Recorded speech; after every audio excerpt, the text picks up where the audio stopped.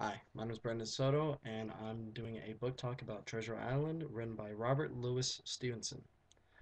The time period this book takes place in is the colonial period, where there are pirates, flintlock pistols, and a small sense of chivalry.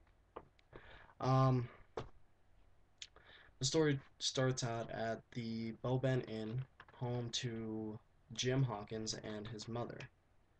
And one day, a salty old sailor named Billy Bones walks in and claims to spend the rest of his life living at the Boban Inn.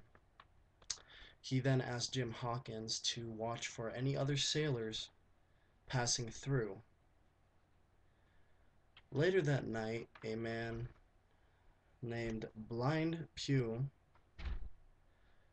walks into the Boban and asks for Billy Bones if he has passed through or anything like that, and Jim Hawkins, caring for Billy Bones' safety, says no, he is not. So Blind Pew leaves, and again later that night, Billy Bones comes into the inn, wounded, uh, near death. And before Billy Bones dies, he gives Jim Hawkins a parchment. The parchment is a map leading to a treasure that once belonged to the famous Captain Flint, um, who was a pirate many years before Jim. Um, so Jim takes the map and Billy Bones dies. Immediately after he dies, a renegade of pirates comes and lights the Boben Inn on fire, and in search for Billy Bones. Obviously, Jim Hawkins now realizes that they're after Billy Bones and the treasure map.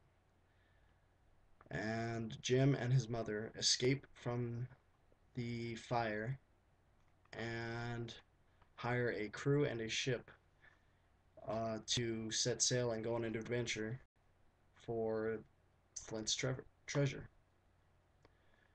Although the captain and a few members of the crew are modest, most of the other members of the crew are not. One crew member in particular, named Long John Silver, is actually the leader of the renegade pirates who destroyed the Boben Inn.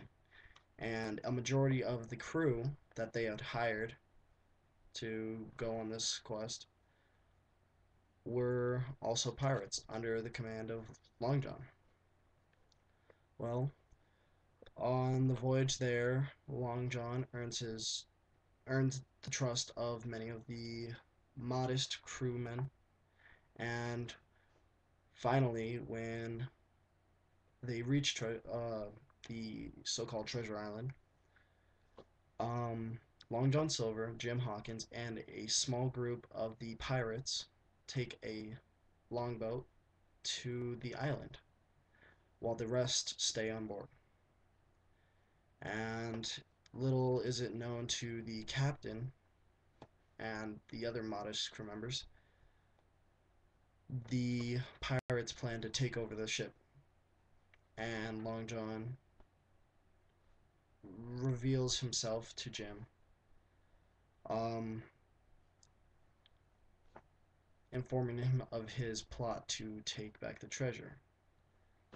And from then on, you will have to read the book in order to find out what happens next.